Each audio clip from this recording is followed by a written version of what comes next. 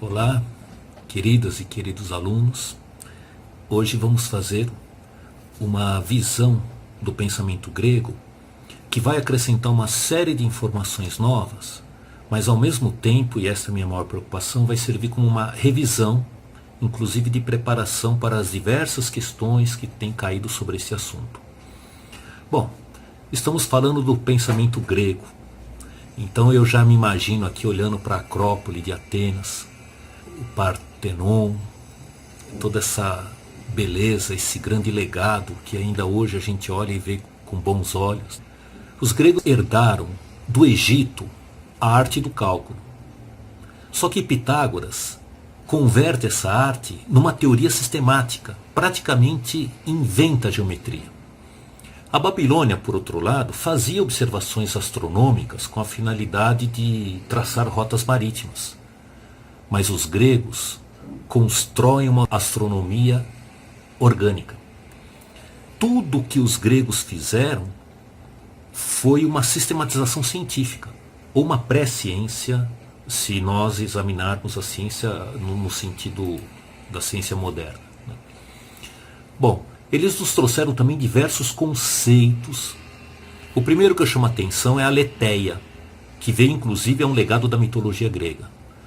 A aletheia tem sido traduzido por verdade, literalmente quer dizer não encobrimento, não velado, não fechado, não obscurecido, e está ligado à memória, à verdade no sentido não convencional, mas uma verdade que seja externa ou que vá além do mundo humano.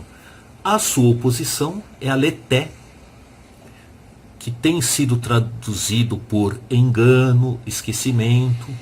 Embora leté seja uma oposição à aletheia, quer dizer, aletheia a é negação, seria não encobrimento, leté não pode ser traduzido como mentira, embora letéia tenha sido traduzido como verdade. Porque para os gregos tem esse sentido de um engano convencional, de uma não possibilidade de uma verdade absoluta. A ideia de que a verdade humana ela é imprecisa, então nós temos que lidar com isso. Tanto que o time de filósofos ligados à aletheia acabou sendo Pitágoras, Tales, principalmente Parmênides, e o cume será em Platão. Já o time da aletheia tem sido sofistas porque discutem a vida na polis, e a vida na polis é uma vida de discussão, como dizemos hoje, política. Então, aletheia, leté. A outra oposição, que é muito discutido por Platão, que é doxa episteme. A doxa pode ser traduzida por opinião, uma opinião convencional, que também se liga à não existência de uma verdade absoluta. Portanto, a doxa está mais vinculada com o conceito de leté. Já a episteme, que é o conhecimento verdadeiro, tem sido traduzido por ciência. Episteme seria um conhecimento único, preciso. Portanto, episteme se vincula com a aletheia. E outros conceitos que sempre caem questões nesse sentido, a physis, enquanto natureza das coisas, que deu a palavra física, entendendo que a física não está só lidando com o mundo físico, mas está lidando com a sua essência, e talvez essa seja a ideia, uma tentativa de buscar a sua essência. E como toda ciência ela tem um conhecimento causal, podemos dizer que uma primeira palavra que veio da mitologia grega, o arché, que literalmente seria princípio, começo, na visão filosófico-científica, ela adquire uma cara de causas originárias, princípios originários, a causa de tudo. E, claro, os primeiros pensadores buscaram nessa causa alguns elementos simples, água, ar, né, como a gente já viu, ou fogo, uma tentativa de encontrar essas causas. E o conceito de logos, que também é ambíguo, porque deu lógica, deu tudo que é logia, que é traduzido por ciência. Mas o logos originalmente, a tradução seria palavra. E na mitologia grega era palavra mágica, palavra com poder. No pensamento religioso, esta palavra, no caso da Bíblia, é até vinculada com Deus. Deus seria a própria palavra que se faz carne, que cria o mundo, que desce para salvar a humanidade. O Logos é vinculado com essa palavra divina, mas também Logos é vinculado com a ideia de razão, de pensamento racional. Portanto, a filosofia vai, por assim dizer, roubando esta palavra, que tinha um sentido mágico, poderoso, totalitário, até divino, para um caráter de argumentação sistemática, científica e lógica. Aí deu a palavra lógica, que é a organização formal do pensamento. Então veja a dificuldade que nós temos de traduzir essas palavras, né? E outras palavras como nomos, que literalmente é norma, lei, princípios, os princípios que regem a vida humana, as normas, a normatividade da vida humana. E finalmente polis, que literalmente quer dizer cidade, mas política ou politeia para os gregos seria todo o processo de organização da cidade em busca de uma cidade ideal, que envolve inclusive questões pedagógicas, que envolvem questões humanas e fundamentalmente envolve questões éticas. Aí uma outra palavra, ethos, que tem muitas traduções, ela tem até um sentido de morada, mas o que importa para nós é como a filosofia deu o sentido dessa palavra, que seria o sentido de uma reflexão sobre a nossa vida, sobre os nossos costumes, sobre o que é certo e o que é errado. Hoje traduzimos ética por filosofia moral, por uma reflexão sobre a vida do certo e do errado, sobre as ações humanas. Portanto, a ética, ao contrário da episteme, que para os gregos ela é teórica no sentido abstrata, mas teoréticos do grego tem a ver também com contemplação, essa talvez seria a melhor tradução, mas que foi dando a palavra teórica. Já a ética tem um sentido prático, portanto ela se vincula à praxis, que é a vida humana, daquilo que a gente pode ou não pode fazer, aquilo que a gente deve ou não deve fazer. Podemos, a partir daí, deixar claros os legados que a Grécia deixou, que foram muitos, mas eu vou citar alguns que neste momento são mais importantes dentro dessa nossa consideração, né? O primeiro legado foi a metafísica. E o que é metafísica? A palavra não diz muito. Metafísica quer dizer depois da física. Originalmente essa palavra era simplesmente uma posição na estante lá da Biblioteca de Alexandria. Pegou os livros de Aristóteles e falou física, os livros de física, depois os livros depois da física. E apesar que esse nome pegou, porque ficou um nome agradável, porque ela vai um pouco além da física, mas na verdade metafísica quer dizer conceito de realidade, a leitura que nós fazemos da realidade. Qual é a grande pergunta metafísica? O que é real? O que é a realidade? Talvez a palavra melhor, que foi adquirindo outros sentidos no pensamento contemporâneo, seria a palavra ontologia. Ontos, o próprio ser, logos, uma reflexão, uma teorização, uma racionalização, um discurso sobre o ser. Entendendo que esta palavra ser está ligada à própria língua grega, que não tinha uma palavra para dizer realidade. Realitas é uma palavra que tem origem latina e ela foi formulada por Duns Scotus na Idade Média, que queria dizer as coisas como são. Então quando você fala assim, eu quero uma coisa real, que seja o que é real mesmo, né? Na nossa visão está um pouco limitada a nossa sensibilidade. Então para nós real é pedra, mesa, árvore, montanhas, ou a minha vida, economia, dinheiro. Para nós realidade está muito ligada à nossa experiência sensível. E para os gregos, a realidade, a verdadeira realidade tinha que ser algo eterno, algo que não passa, que não perece. E todas essas informações do mundo sensível, esses dados do nosso mundo sensível são passageiros. Dinheiro, riquezas, coisas. Então isso não pode ser real para o grego. Sinceramente, acho que até mais faz sentido o que eles dizem do que o que nós acreditamos hoje. Em todo caso, o conceito de realidade para o grego era o ser. É uma substantivação do verbo ontai, que quer dizer o que é o ser. Quando você diz, como verbo de ligação, a camisa é branca, o verbo ser apenas está ligando, mas supomos intelectualmente que o branco se vincula com a camisa e que a camisa exista para que ela seja branca. Então, dentro do verbo ser, há lá um pressuposto de uma certa existência. Portanto, uma tentativa de entender a realidade é o grande legado dos gregos e talvez seja o maior e o mais clássico problema filosófico de todos os tempos. O que é real? E, obviamente, o que não é real. E se não é real, o que é? É ilusão? É falta de percepção?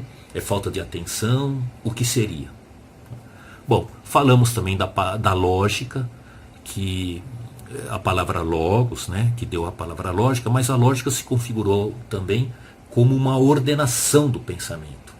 Então, muitos pensadores, desde os pré-socráticos, tiveram esta preocupação de ordenar o pensamento. Essa ordenação ela é formal, ela não é tanto ligada ao conteúdo, o que estamos discutindo, mas como estamos discutindo. A filosofia ela pode lidar sobre qualquer assunto, desde que ela vá aos seus fundamentos e seja um assunto que exige uma certa derivação, uma argumentação, uma racionalização, uma lógica. Então, logo, sem dúvida nenhuma, a lógica é um dos grandes legados. E é claro, como já falamos, né, do ethos, a ética é um grande legado, principalmente na nossa vida, tanto na vida interior, nas minhas preocupações pessoais, quanto na minha vida coletiva, que é a vida na polis.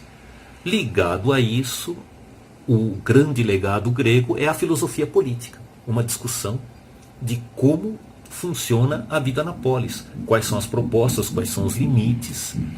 Note que esta nossa capacidade de fazer perguntas é um legado muito maior do que as respostas, porque nós observamos ao longo da história do pensamento humano, da história da filosofia, da história das ciências, que cada uma das teses, das propostas são questionadas por autores posteriores ou são superadas dada a evolução científica, mas a pergunta sempre fica. Talvez como caminho, como itinerário filosófico, racional, científico, às vezes uma boa pergunta é muito mais importante do que uma excepcional resposta, porque a boa pergunta ela abre para as investigações. E o nosso trabalho filosófico é de eterna investigação.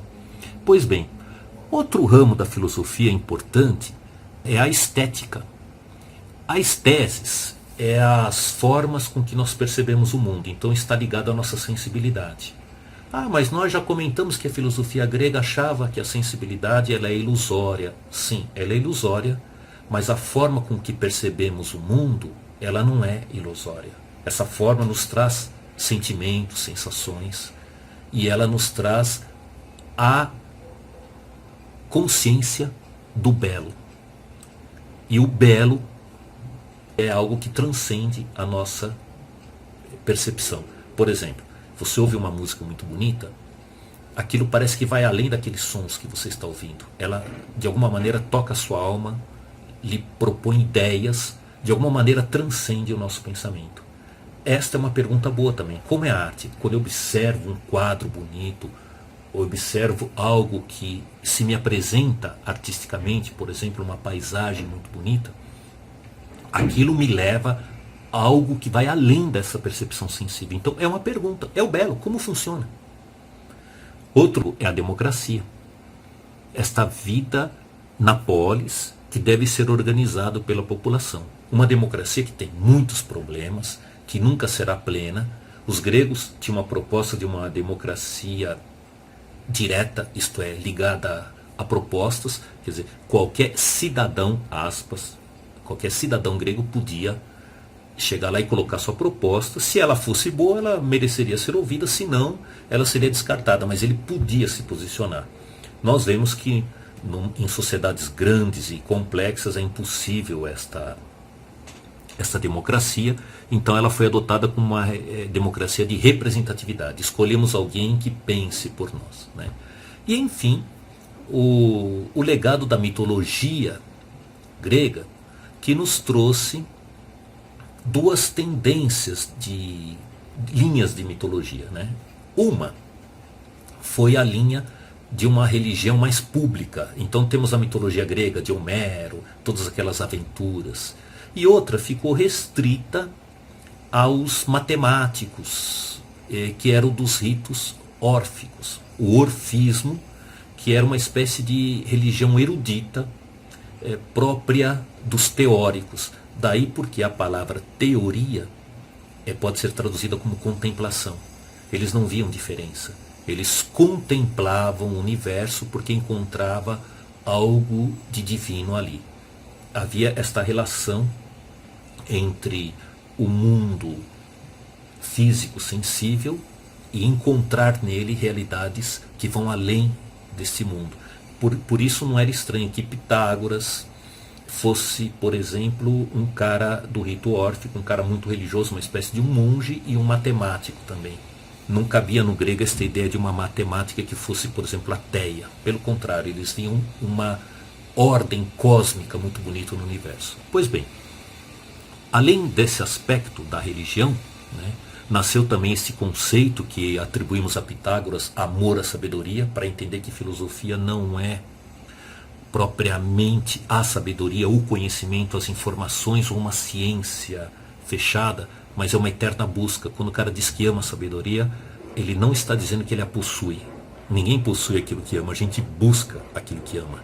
E está sempre buscando, enquanto ama, a gente está sempre renovando e sempre descobrindo coisas novas, né? Esse conceito da filosofia.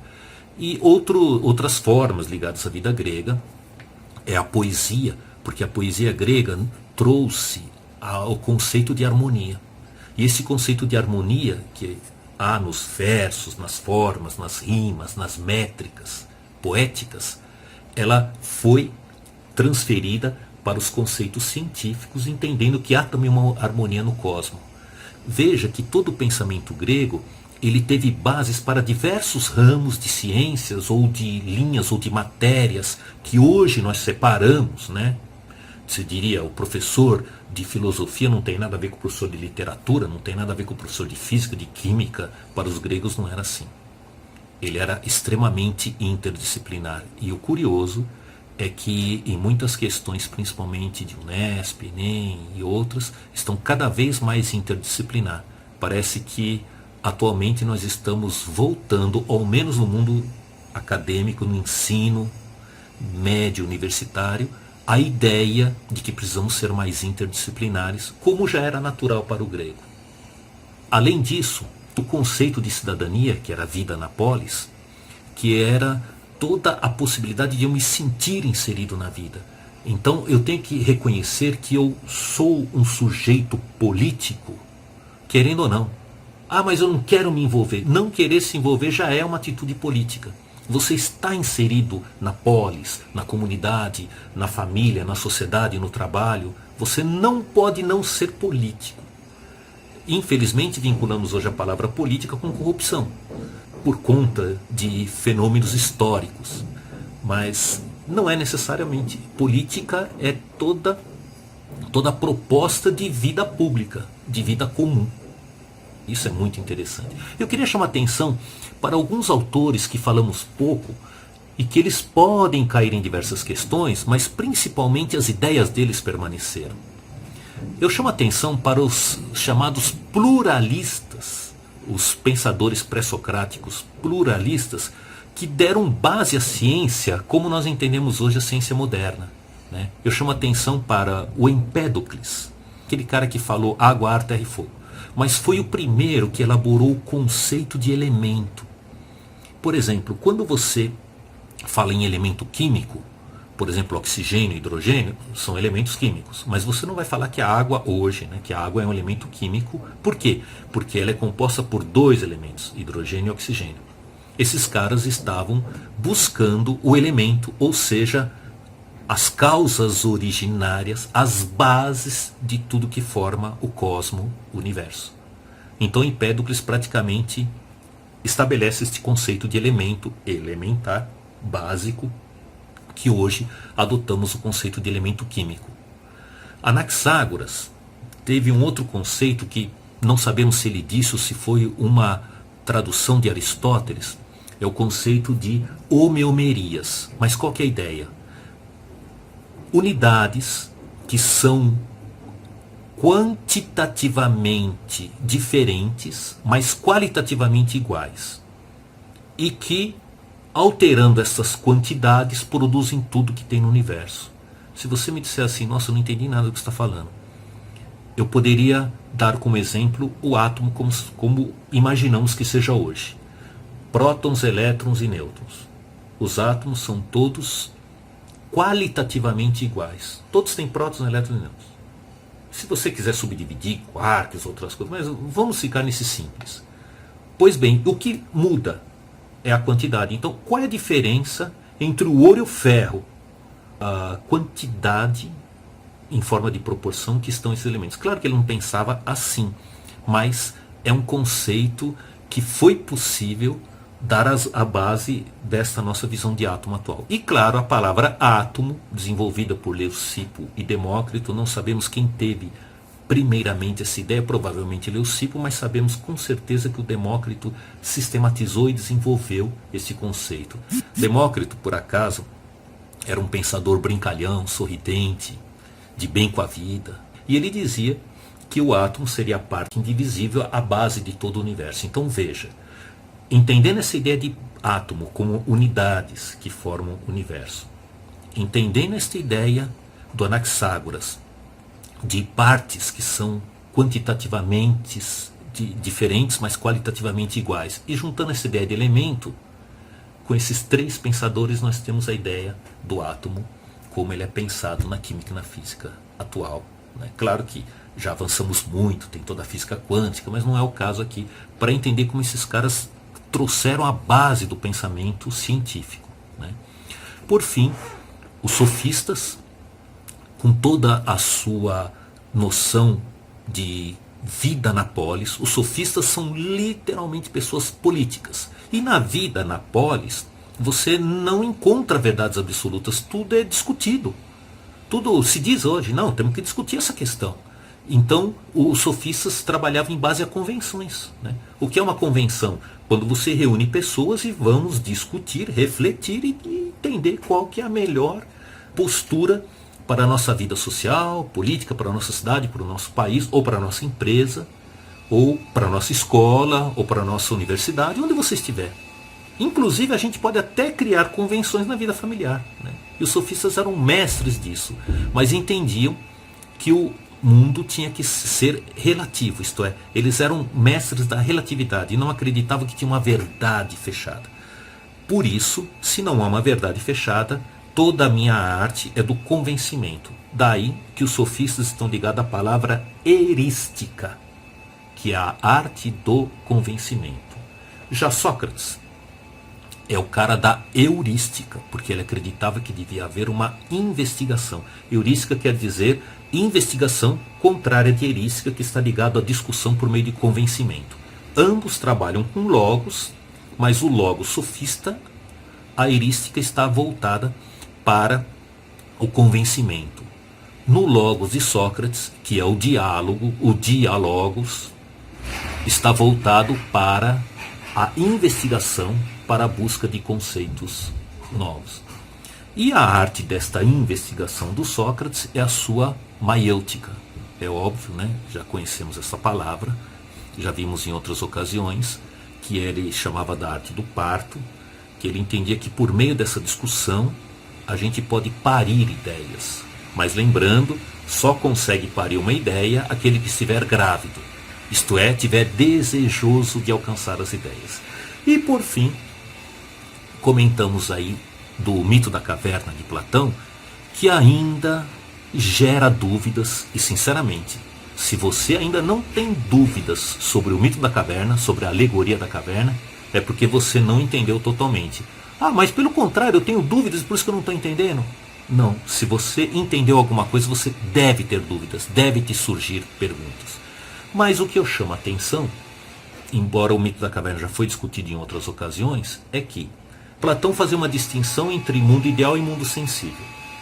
Na alegoria da caverna, a experiência que você está dentro da caverna, então você está no mundo sensível, e você vai para fora da caverna e que você alcança na alegoria o mundo ideal. Pois bem, o mundo sensível é este conhecimento que eu tenho a partir da minha experiência, que pode ser ilusório. Já o mundo inteligível é o mundo ideal, é o mundo do conhecimento.